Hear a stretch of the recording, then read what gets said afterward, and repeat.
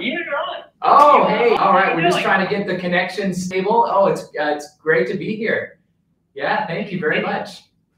It is so good to have you on the show. Thank you for being so kind and so generous with your time to join us on today's live chat. Now we are doing some first times here, aren't we? Because we're live streaming this, but you're also live streaming onto your screen, onto your channel. So we're hopefully reaching a really big audience today, and that's right. It's exciting to be sort of doing it. So people, if we run into technical difficulties, please forgive us. We will work through those challenges should they present themselves to us, but we will do our utmost to keep this running as smoothly as we can. Justin, I was really tickled that you agreed to my invitation to join me on the live chat, and I'm under the impression that this may be one of your first ever collaborations on YouTube. Isn't that the case? Well, it's an honor to be with you, Dan. And yes, I've never done a YouTube collaboration like this, but I've been told by students of mine of the quality work that you've done, and just heard nothing but good things. And as Dan said, we had a great chat and we really resonated on so many ideas, and it's really an honor to be a part. Yeah, it really was fantastic to meet with you online a few weeks back, and I really did feel that there was a meeting of hearts and minds. There are so many good people out there doing such good work in the area of voice, but so when you get that opportunity to connect, it's always a pretty fabulous thing. Yeah. Justin, I wanted to dive in to sort of understand, I guess, a little bit more about you and where you come from, because we do all approach this vocal thing, this singing thing, from different places. Yeah. I wonder if you could just give us a brief sort of history of how you got into the singing thing yourself, and then perhaps step us into how you started teaching. Oh, sure, absolutely. Well, I started off as a very young child playing the piano. And then that later led me into playing the guitar and acting and singing and taking voice lessons and really getting into it. And then I decided, this is what I'd like to do. I'd like to be a professional singer, actor, musician. And I made my way to New York City. And the one thing that I said that I would never, ever do is teach voice.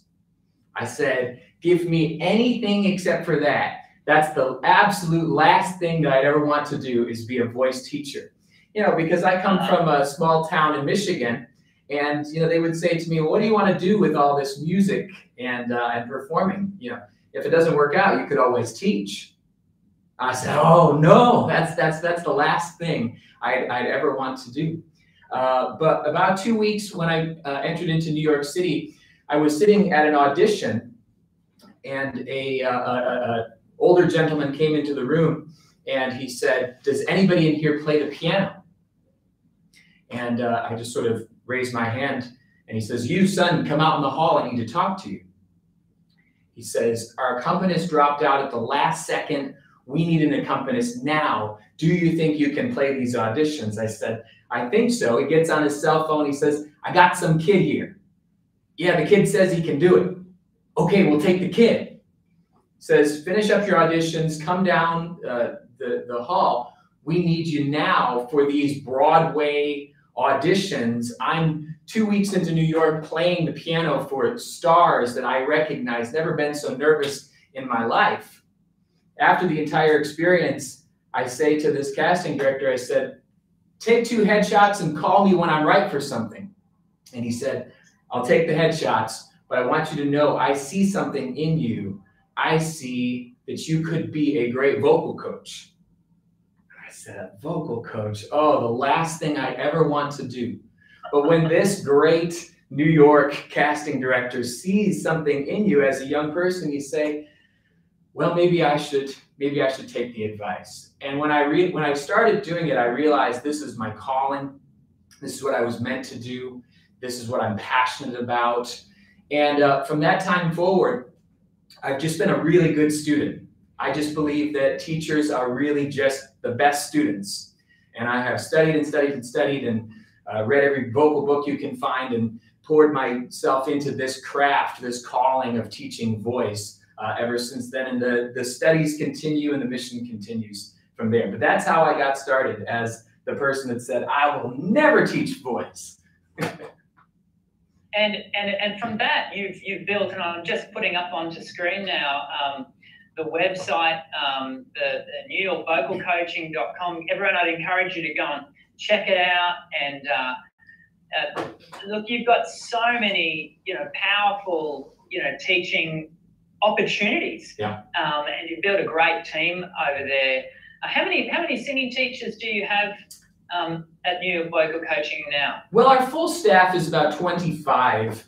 And we have not just singing teachers, but also we do speech coaching, as well as acting, and even some musical instruments. We have a recording studio. I would say our voice technicians, though, our singing voice technicians, we have 7 on staff, including myself at this time. But we really have a wide variety. Anything in service to the voice and to vocalists, that's what we want to do. Yeah, fabulous. And then there's just your team on screen, and there's my mate, our mutual friend, Zach Bradford, over there on the right-hand corner. There he is. Zach is just a fantastic guy, and as a singing teacher here in Brisbane, so you've opened up.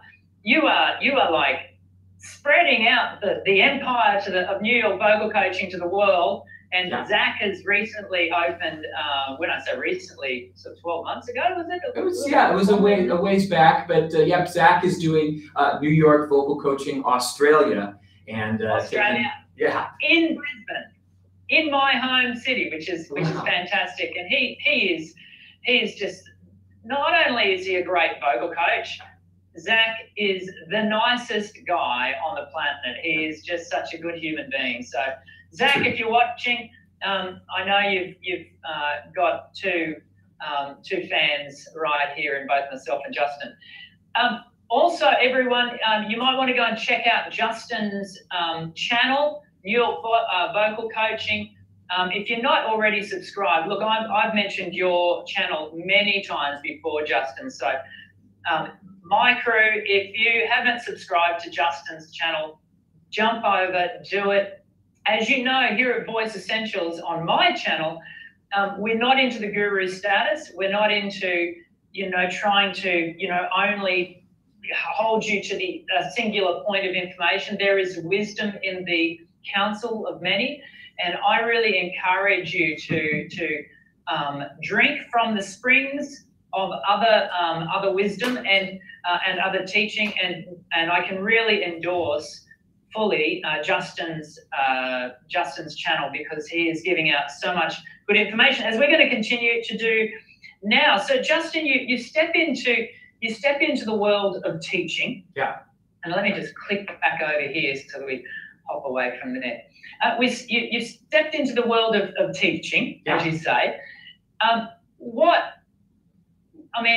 You could have just stopped at doing just your own studio, and that's probably where you started. What was it that caused you to really drive, beyond just your own studio? Dan, it was not my vision. It formed itself in a way, because in the same way that I said I will never teach voice, it's the last thing I ever would want to do, I also said, well, I would never have anybody else besides me do this. This is, now that it's my calling, now that it's my thing, that's it. That's all I really want. And yet I had a studio that was so booked and packed, I didn't know what to do with all of the people. And sure enough, voice teachers started coming and saying, Justin, I love what you're doing. I love the mission. I love what you're all about. Is there any part that I can play? Can I serve? Can I be a part of this? And I started thinking, Well, actually, there might be for you, and there might be for you, and the right people just sort of came along. Folks often ask me, did I have a business plan or a model? Like, how did I create this? I really did not. It just was the sheer joy and passion for what I was doing. Others just started to come along, and they all just were the right fit, and they all have been the right fit as we have grown and grown. But it was not by intention at all. Just true focus on the art of teaching voice. Let's pick up on that word joy, because today's video is I titled my video "Sing and the Voice Will Follow." Ooh. Joy. The word joy is a term, a word that I've used many times here on my channel. Yeah. And I know it's a word that really resonates for you, which is why it so naturally came out of you. Yeah. What is it when you use the word joy in regards to singing? Expand upon that for us. Expand on this idea that singing would bring us joy. Oh, absolutely. Well, I noticed very early on when I started studying voice that as I made a step forward in my vocal life, as my technique would improve, something on my insides would grow as well. I would expand as a human being in some unexpected ways. And vice versa, as I would make inner growth, personal growth in my life, I would just notice that my voice was also getting better as a result of that inner growth. And I started to realize the two are very much inseparable, that the vocal life and the inner life are in many ways one and the same, because the voice is so much a part of our identity. It's a part of our self-expression. It's a big part of how we present ourselves to the world. And so as we make that step forward inside, we make that vocal step forward, and vice versa. So I think that joy is something that we're meant for. We live in a world where there's just the opposite of joy so many times, and there's despair, and there's depression, and there's doubt. And joy is the solution for that, and we're all really meant to have that. I think anybody who's been studying singing for a while notices that singing brings that out, that it helps that inner journey to go forward, and the joy is the result of that. What would you say to a person who has been working on their voice, and perhaps even at one point they experienced that very joy that you're speaking about right now? Yeah. What would your advice,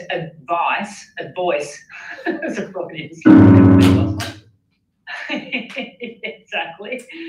What would your advice be to someone who may no longer be experiencing that sense of joy in relationship to their voice? Where would you direct them? That's a great question. I think we need to look, when we've lost that joy, at the reason why, especially when we're talking just about vocal technique. And a big reason why is when we start to get overly judgmental of our singing. Obviously, we want to make improvements. Obviously, we want to have the best voice that we can have. But when we spend a lot of time saying, this could have been better, why did I miss that note? Listening back and saying, I hate the sound of my voice. When we lose the discipline, in a way, that's when that joy starts to diminish. We need to actually have a discipline of being very positive and good to ourselves. I remember when I was an actor for a while, many years ago, there was a time when I was auditioning very poorly. And I was trying to figure out why are my auditions going so bad? And I realized what had been happening. At the end of every audition, I was going out of there and I was saying, oh, you missed that note. Why did you miss that? Oh, you said the wrong thing. Oh, you came across so terribly. I was bashing myself at the end of every audition. slowly I started to develop this habit of almost fearing to go into the room again. The reason why is because I was going to be bashing myself, and my body, my psyche, my spirit knew that's what was going to happen. I started to rediscipline myself, and at the end of every audition, I would say 5 positive things about what I did well. After a little while, I started to enjoy auditioning again. I couldn't wait. And then I started to book parts and things like that. The same thing applies to our voice. We have to have the discipline to not be constantly judging, bashing, and we got to be good to ourselves. That is actually something you can practice in the same way as you're going to practice your stuff. Right? It's interesting, isn't it? Because the word discipline is not typically a word that would be you'd be directed to attach to a sense of joy. And yet I've got a video that will be going live in a couple of months. Yeah. And in fact, joy is a learnt behavior, isn't it? Yeah. It's something that we can practice. It's something that we can develop in exactly the same way as our singing. Absolutely true. Absolutely true. You can think of having joy muscles in a way. Yeah. Yeah. And absolutely. And I've heard it said that joy is a struggle against all odds daily. I've heard this quote before, that it's actually a fight, it's a battle, it's a struggle. And that's not a bad thing. If you're willing to fight that fight, if you're willing to be disciplined with how you speak to yourself, how you speak to your voice, you're going to win that fight. Yeah. So let's say someone is enjoying their singing. They do have a sense of joy, but they feel like they want to take the voice to the next level, and that's I hear myself making that statement, and I understand that everyone is coming at this singing thing from different points, and we've all got different goals. Yeah. But generally speaking, what do you see as the main steps towards developing our singing voice? We've got the joy. We love our singing. Yeah. What are, you have a new student that steps into the studio, an avocational singer. What would be one of the first things that you would want to develop with them and step them through? Yeah, well, to me, vocal mastery is going to come from the ongoing union of technique and song work. Mm-hmm. You can think of your technique exercises as hitting the gym, and you can think of your song work as playing the sport. Yeah. If I want to be a great basketball player, I can't just shoot hoops all the time. I have to hit the gym. If I just hit the gym, though, I won't be a good basketball player. I have to shoot hoops too. I have to play the sport and I have to hit the gym. With technique exercises, what we want to do is find, first of all, registrational diversity. We want to make sure that you can access each and every one of your registers. There's lots of different terms that people use for registers, but let's just say these ones for the moment. You've got your chest voice, you've got your head voice, you've got your falsetto, your flageolet, and you've got mixes. If your technique practice is focused on building all of those different registers and how they can blend seamlessly or at least effectively, this is going to lead you toward vocal mastery. Now, there's other special skill sets that in technique we work along the way, whether that's breath support, whether that's vibrato, whether that's riffs and agility, sustains, but your technique workout has to work all of your registers and has to pinpoint those skills that you need for your style.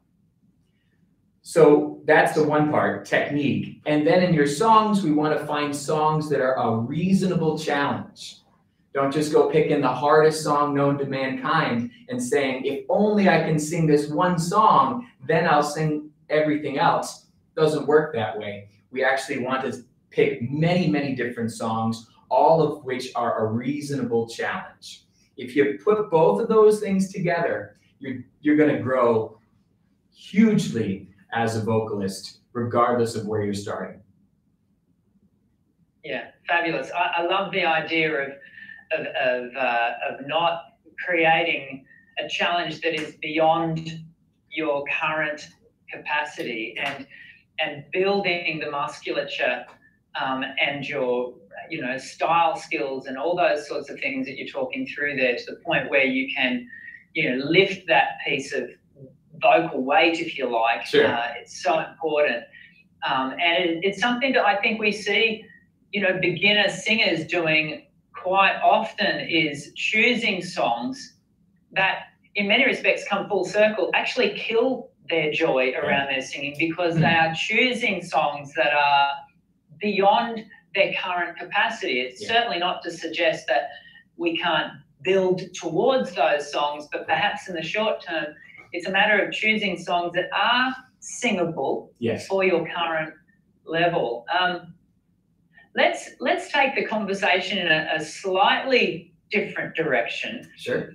And because you're a person that has a YouTube channel, and as do I, and so our communities know that we're a great believer in being able to, and we've talked about this, we're both coming at this YouTube thing from the same point, where we want to serve groups of people with information and make it accessible, because we know that there are a lot of people on the planet who can't access quality instruction, either from a money point of view, a geography point of view, or a time point of view. But let's talk about this idea of private instruction, individual lessons.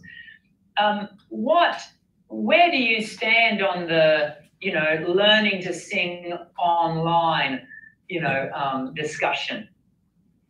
Well, that's definitely a wonderful thing to bring up.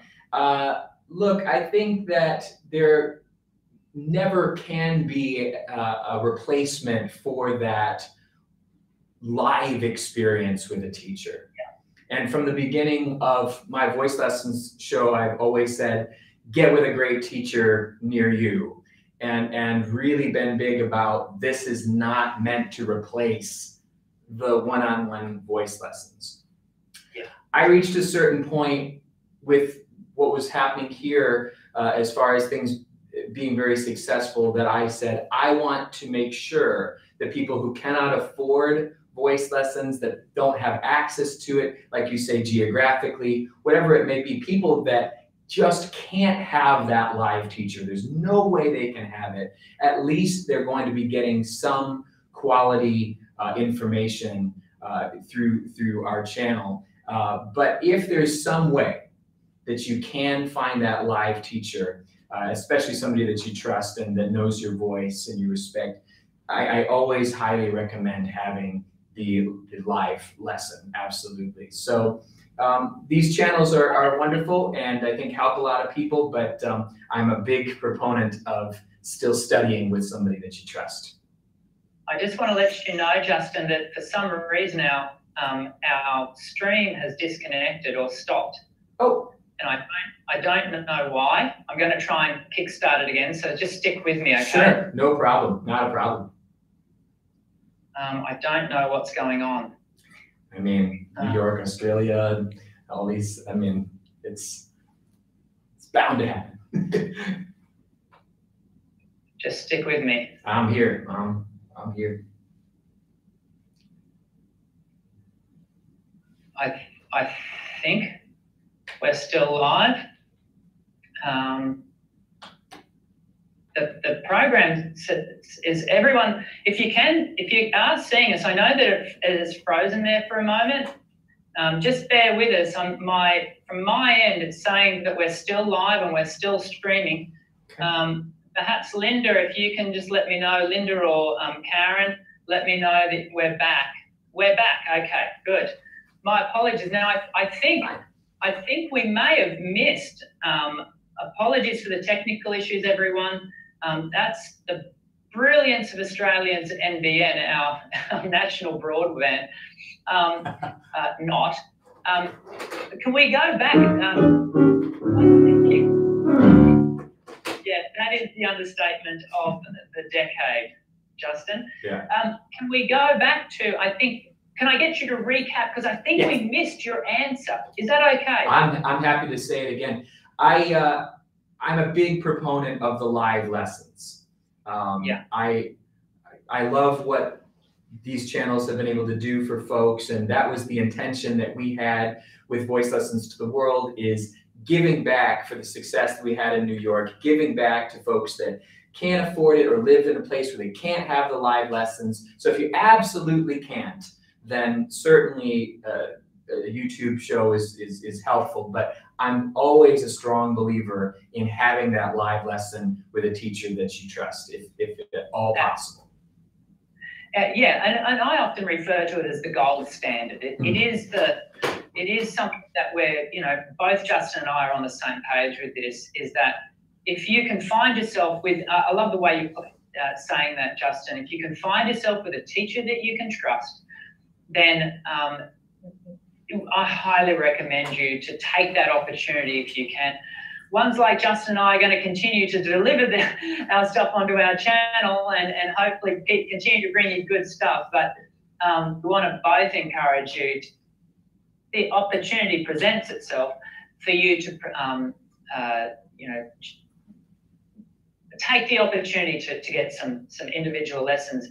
And your voice with a good singing teacher will be so benefited from that process, and also to have that human being in your space who is encouraging you and directing you. One thing that our live shows, even here right now, or our channels can't do, is they can't correct you if you're doing it incorrectly.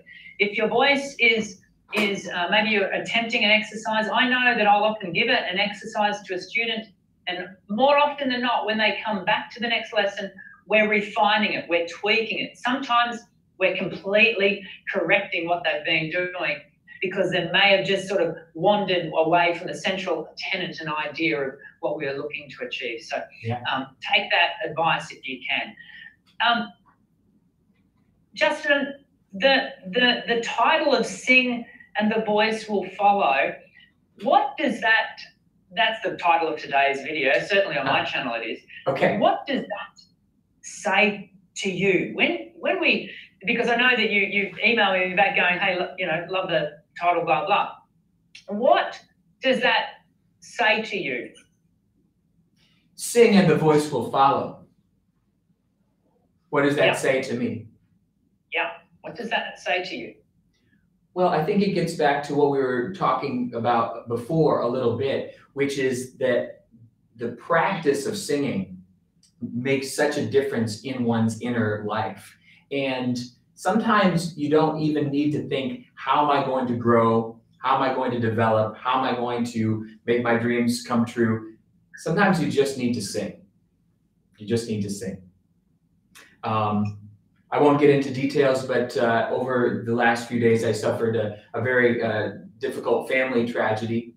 And I can remember that I didn't have the words to say at a certain point in going through it. And I just let my voice do the work. I just let myself make the noise, to make the joyful noise.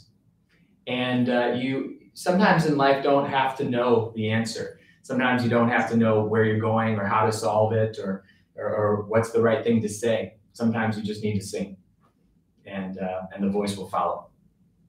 Singing is so connected to our psyche, is it not?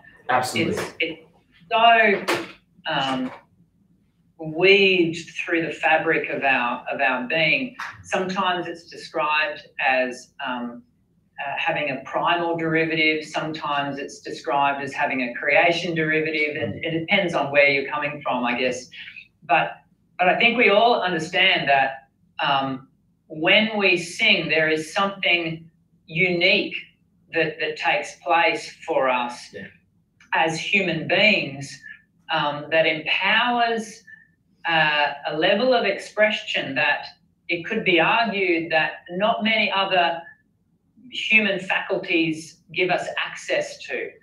And question of this, but equally, it's so important that we as singers understand how closely connected our voice is to our person. And I have the great privilege of working with damaged voices, it's often at those times when I'm working with students who are on a rehabilitative journey that I am constantly reminded how important our voice is to our person.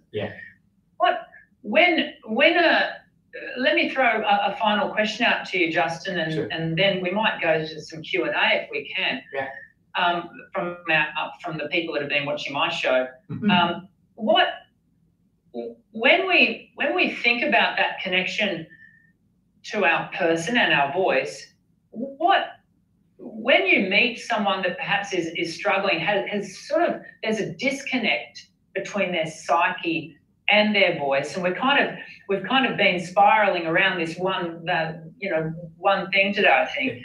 When there's a sense of disconnect, what might you do to help that person re-establish that connection with themselves? Well, I think we need to always get back to why you're singing, why you are making these sounds. What was it that initially inspired you to sing in the first place? Was this something that you did because you just loved it from day one? There's people like that. Was it because you heard some singer out there and they inspired you so much that you said, now I have to sing? Was it somebody in your family that you wanted to sing for, that it meant something to you to sing for them, to make them proud, to help them heal? Was it maybe something that helped you to heal? As I mentioned, difficult circumstance. Sometimes singing can be the thing that gets us through. I think we always need to go back to that birth of our singing. What started it off for us? Because there's a little seedling in everybody's singing voice, and we want to go back to what was it at the beginning that made me want to do this, and it's of course grown and grown from there. But if we can go back to that heart and that core of why we did this, often we can re-find our identity, and we can see our voice grow when it feels like it's been stifled. Going back to square one. Back to basics. Back to basics, always.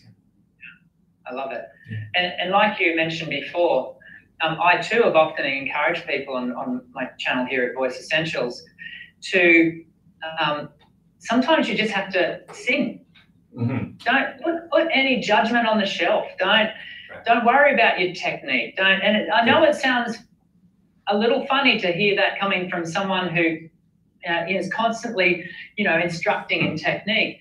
But sometimes you just got to sit that on the shelf and just give yourself to, sheer abandonment of voice. Just sing, and my hope would be that you don't do that foolishly, but to throw a little bit of caution to the wind, and as Justin is saying, just to remind yourself of the very essence, the very core of why you sing, and re-establish, as Justin's saying, that sense of connection to the psyche. I know that the risk, Justin, is for some people to hear our conversation today and go, oh yeah, there's a couple of singing teachers going, harping on again about, voice being the be all and end all of life, and solve world peace and all those sorts of things. But I think, because I guess, you and I have the great privilege of being in our studios every day and observing people make that connection and the impact that it has on their everyday life. And you know, now singing doesn't have to be done by everyone. You know, I've often said, yeah, maybe not. Look, you know, everyone can learn to dance. I don't feel a drive personally to dance. I'm the last person to get up at a wedding and dance. Yeah. But equally, there is something to be said, isn't there? And this is where I can completely agree with your maybe. Yeah. That singing does give us the opportunity to build a connection, even just with ourselves. Yeah. I've really enjoyed our conversation today, Justin. Me too, so much. I very much hope that our respective communities have enjoyed it also. On my side of things, we've got a whole heap of questions here from my community who they are champing at the bit to ask you some questions. Okay. Well, so if you're happy to, are you happy for us to jump in and answer some questions? I'm thrilled to do it. Yeah. Oh, that'd be awesome. We're going to do it right after this.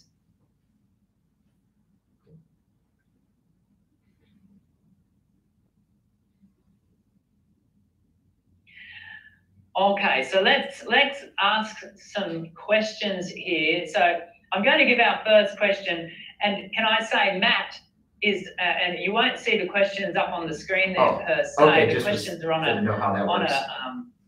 Word document that my very good friend and student Linda has been collating for us. Ooh, thank you, Linda. And Matt is always first cab off the rank. He's always got some good questions. Part one is asking, even if you may never perform at Carnegie Hall, where acoustics are awesome and you don't need a mic, how important is it to work on vocal power and projection when you sing? Awesome question. It depends on your style. Yeah. Majorly. Because if you're talking about classical singing, there is a certain projection as well as a resonance tuning that will be utterly essential for your projection. And classical singers are in the business of projecting their voices very, very well all the time. When we're talking about contemporary singing, I would actually say something along the lines of the very opposite. That projecting the voice too much is actually a mistake. So many of the coordinations that people want to do as far as pop rock, R&B, contemporary theater, the belting and the high power belting is so much quieter than you could ever imagine. And I swear to you people, the folks you hear on the radio and you're like, oh, they're just killing it. They're slamming it. They're going so hard, so heavy. Nope, not usually. Many times it's as loud as a conversation we're having right here. And the very secret to doing it is not projecting the voice. So I'm of two minds on this question. It depends on the style majorly. Yeah? Okay. Yeah, very good. Once and Future King is asking, how important is the saying, everyone has different ears, when judging the nuances of some pitch issues? Because on American Idol, musicians often don't agree with singers having pitch issues. Oh, that's an interesting question, Once and Future King. Do you want me to read that again, Justin? No, I think I understand the gist of the question. Okay. It's a wonderful, wonderful question. The truth of the matter is not just our hearing, but our perception of what we hear varies vastly from person to person. That is a real and documented scientific phenomenon.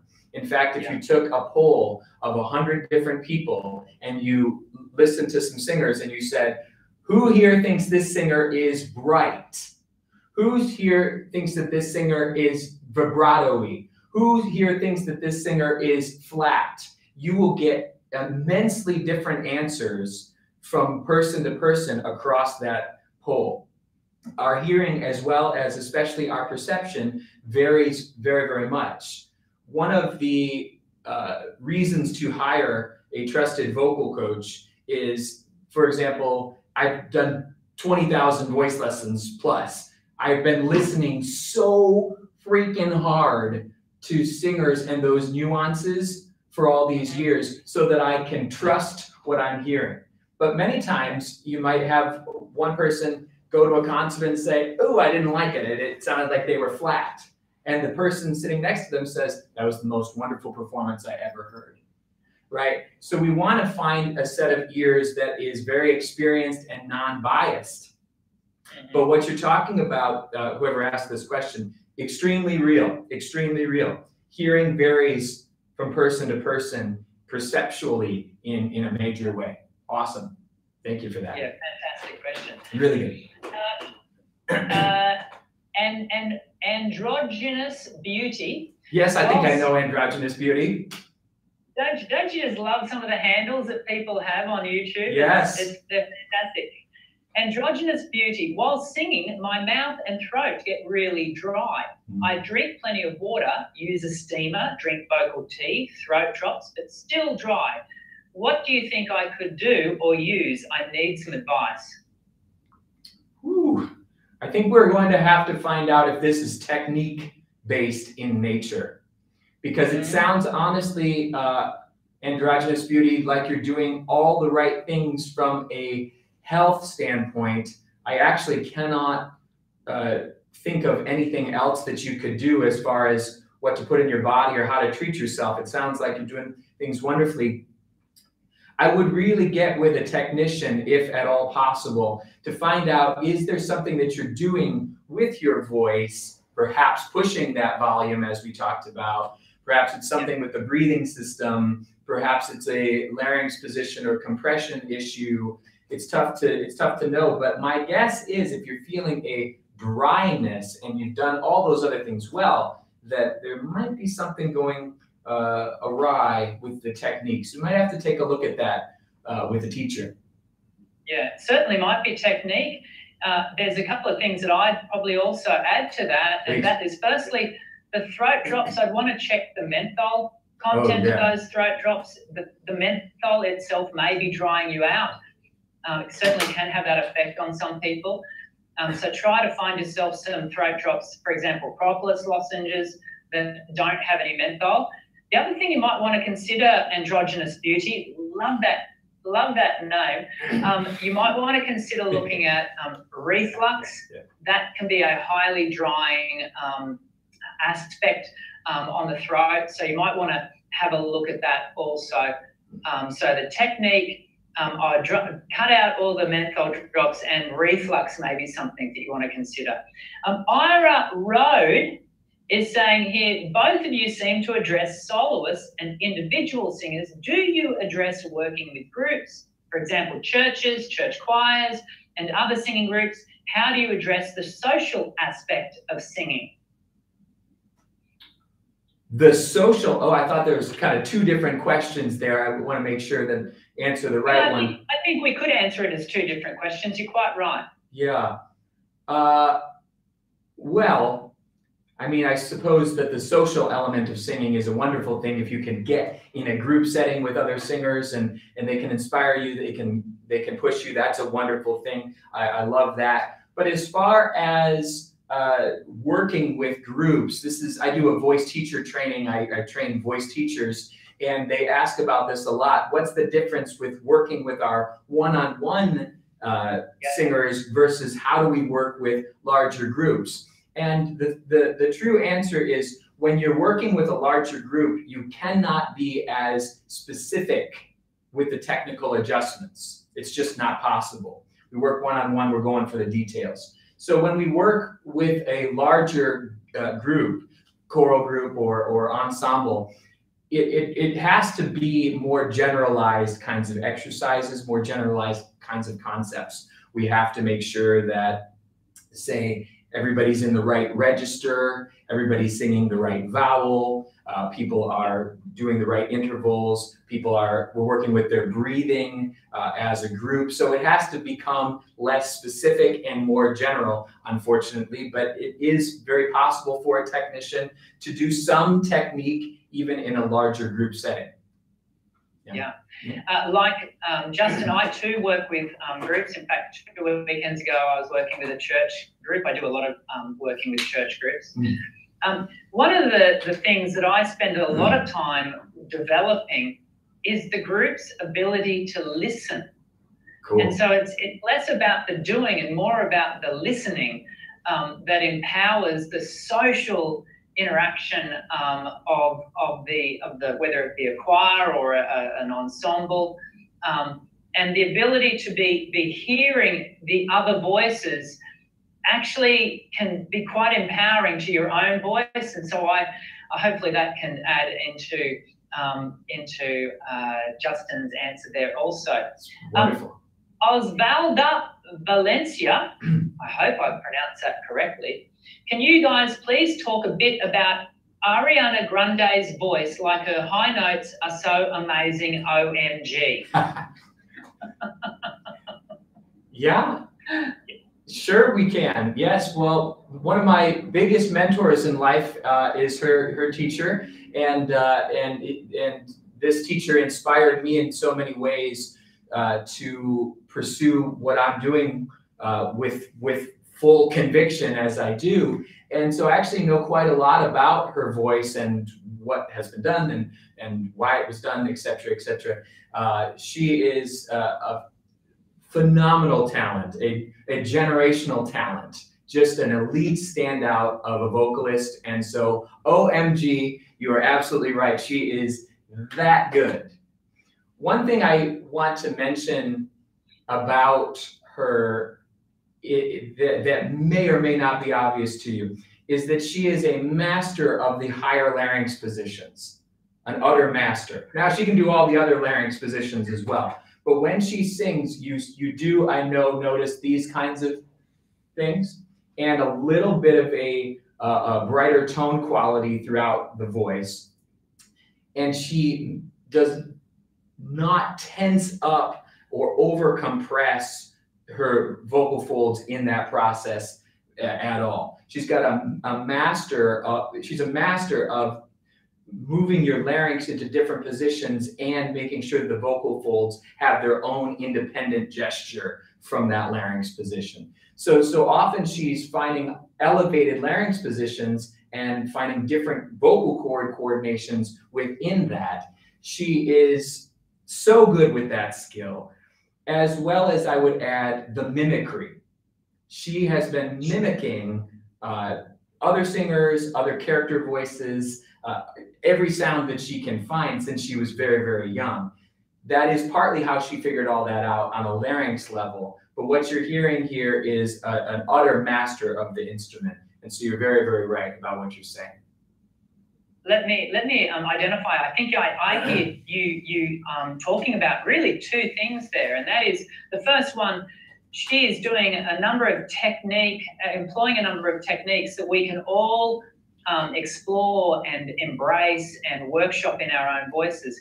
We're also identifying, though, that in many respects, Ariana Grande, and we could list off so many other voices that fall into the exception, not the rule category. You know, they are people who have, for whatever, you know, we could be here all day discussing why, but they are exceptional. And I think the way you said it, Justin, was once in a generation talent. And it is important that we contextualize ourselves in amongst that, because we can find ourselves comparing our voices to these exceptions, and in doing so, that in itself can kill off some of the joy for us. Sure. Because we go, well, I can't do that. That's right. You know, I play football every Tuesday night. I dislocated my finger last Tuesday night, and as you can see, I've got it bandaged up. I got a call this morning telling me I didn't just dislocate it, I've actually smashed up and broken one of my knuckles. It is very sore. I thought I'd done some damage.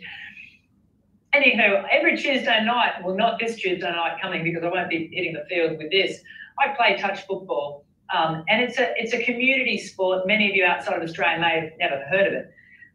I am no elite sports person. That does not stop me from participating and in really thoroughly enjoying it. If I constantly compared myself to, there are some fantastic footballers here in Australia, and thought to myself, the only way I should step onto the field is if I'm going to be like Jonathan Thurston or Cameron Smith, I would never dare step onto a field to play. If you're constantly comparing yourselves to the Ariana Grandes or these other wonderfully gifted singers, you would never venture onto a stage. And so it's really important that we take what we can from and allow them to inspire us, as opposed to having them, the exception to the rule, discourage us. And I know Justin would probably want to add to that or resonate with that. Oh, I definitely resonate with that. I especially like what you said. They should inspire us. I mean, there can only be, to be honest with you, one Ariana Grande. Yeah. But what is this person's name who asked this question? You're going to make me say it again. Osvaldo Valencia. Osvaldo Valencia, there can only be one of you as well. And just because you aren't, winning a Grammy at this time does not make your voice any less of a miracle. Okay. Yeah. So let her inspire, but there's only one you. That's the cool thing about singing. Yes. There's only one voice like yours. There will never, ever, ever be another voice like yours. I've even worked with twins before. Different voices. Look the same, voice not the same. All right, so that's my thought. That's where we come back to the anatomy. Is not everything about your voice. You, the person. This is the earlier discussion we had about psyche. You are the voice. We've only got time for one or two more questions. So I'm going to give one question to Cockney, who asks, should we only stick to songs that are in our natural range? Like if we are a baritone, should we only sing baritone-ranged songs? Oh, so juicy. So juicy.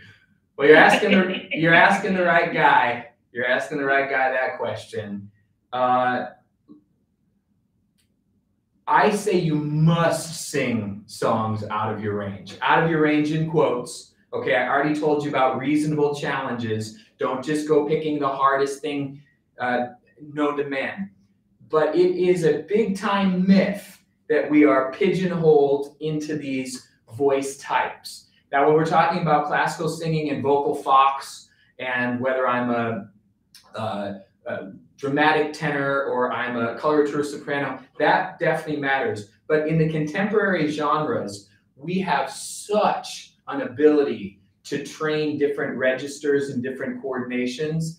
And a big reason why folks sometimes can't hit the notes that they want is that they've been told, or they have a mindset, I'm just a baritone, I'm just a low voice, I'm just an alto, so too bad for me, I can't ever go higher. In fact, if you are working the right registrational work and you are finding reasonable challenges, you can and should stretch that range up a little bit higher than it could have gone before. Hopefully this is under the care of a technician so that you're not just straining and pushing stuff. That's not so great. But to answer the question broadly, no, you are not doomed to only sing these notes that were once in your range, okay? Yeah, and I have a recent video that's been going gangbusters on YouTube about voice type.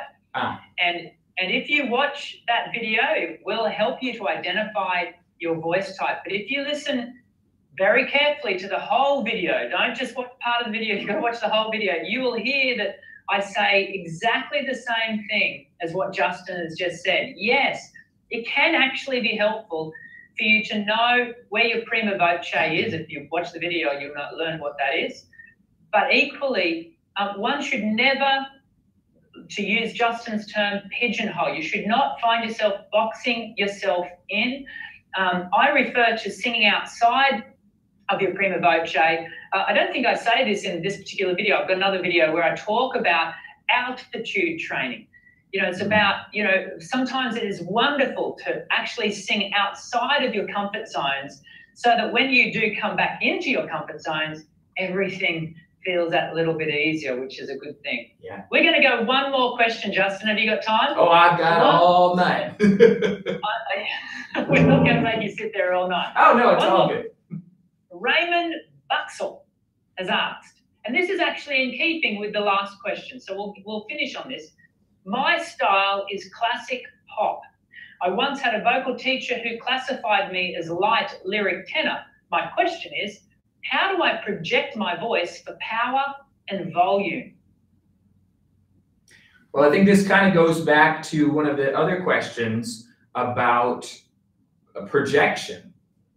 Yeah. And knowing the difference between the styles. It is actually true within classical singing where projection matters that you do need to know your vocal fach, because the way that you're built and the way that partly your age as well sometimes, and the way your voice will resonate determines which repertoire you should sing, what repertoire you should sing, and how that's going to project. So if what we're talking about is your classical voice, or you say lyric voice, I think when we're talking about a voice that does need to project in a large auditorium over an orchestra, I think you need to listen to your instructor on what voice type you are, what vocal fach you are. However, as we discussed, if you're talking pop, it doesn't matter if you project anyway. You got the microphone right there. Then it's a matter of which coordinations did you want, which kind of bell, which kind of mix, which kind of falsetto, and when do you want what. But that's not something that's going to have to ever be very, very loud. And so in a certain sense, it really depends. Yeah. Yeah. And something we haven't really discussed today, and we're not going to start now because we need to finish the show. But something we haven't really got into is, and it kind of, this will be a nice way, I didn't do this on purpose, but this will be a nice way to finish up the show, is to bring it back to the very, the way I titled the show today, and sing and the voice will follow. If we really allow the narrative of the piece, the communication of the point at which we're communicating to our audience, if we step away from the idea that everything has to be clinically perfect and allow the narrative to direct the way we use our voice, often you're going to find that the voice will do some exciting things. We don't want to do that, you know, completely void of any technique, of course, but the narrative ultimately, and I've got a saying in my studio here, and I've said this many times on the channel, singing is not about perfect notes. Singing is about communication. And if you know your style, you know the narrative, the subtext of what you're trying to communicate, then as long as you can get that to your audience and you can build that sense of connection with your audience, then you've achieved your singing goals. That's where they're the exciting moments. You don't walk away from concerts, certainly in the contemporary space. Typically, you wouldn't walk away from the concert going, oh, did you hear how accurate the pitch was? Often the performances we can remember are those performances that you walk away going, that got to me. That said something to me. I'm changed for the moment of connection that XYZ singer made with me. And even the Ariana Grandes, to use her name again, are not simply wowing you with simply high notes and amazing technique. They're getting to you. They're communicating with you. And that is why you need to sing, and the voice will follow. If you communicate, the voice will follow. And I think that kind of neatly wraps up the show. Justin, do you want to add anything to that? Oh, I thought it was beautifully said, Dan. I will just add on to it. Think about a person that you love so much. Yeah. Picture this person in your mind. Do you love them because they're perfect? Hopefully not. What is it about them that you love? And you can even think of some things that they do wrong and aren't so great, but you can overlook it because of how much you love them. There's something else about them, the themness that you love. Now look at your voice that way. And can you have the same relationship with your voice as that person that you love? Yes, you can. Yeah.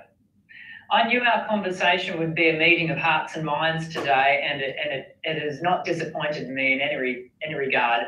I've really enjoyed our conversation. You know, isn't it crazy to think that, you know, we've been teaching for similar, you know, years. Yeah. You've been doing your thing in a very cool space, New York. Yeah. I've been doing my thing on the other side of the planet. And yet we're all arriving at such a not dissimilar point of trying to encourage people to sing and allow their voice to follow. Yeah. So thank you, Justin, for taking your time I know you've actually, and I too won't go into it, but you've been kind enough to share. You've had a really tough weekend, and you've really been so very generous with your heart, your mind, and your time today. And both our communities, both mine here at Voice Essentials and yours at New York Vocal Coaching, thank you for all that you do for the online communities. And I know my crew over here at Voice Essentials, I know they feed in your paddock quite a bit. So thank you very much for everything you're doing online. I really do think it's fantastic. And I'm hoping that this won't be the last time we can do this. I'm hoping that perhaps in the future we could connect again and spend some more time, you know, chewing through what is obviously something that we're both quite passionate about. Can I get you to say your final goodbyes, and then I'll wrap up if that's okay? Absolutely. Well, I just want to thank you again, Dan. It's an honor to be a part, and it's such a blessing. And thank you for having me, and thank you for all that you're doing and all the people that you help and inspire. And you know, Godspeed to you, more power to you, and you know, for all those folks watching, really appreciate that. And keep making a joyful noise. Keep singing, and the voice will follow. We really appreciate you so much. Well, there you go, everyone. That was, you know, that will go down as a highlight for me here on the live Voice Essentials show. I know it will have really spoken to many of you. I encourage you to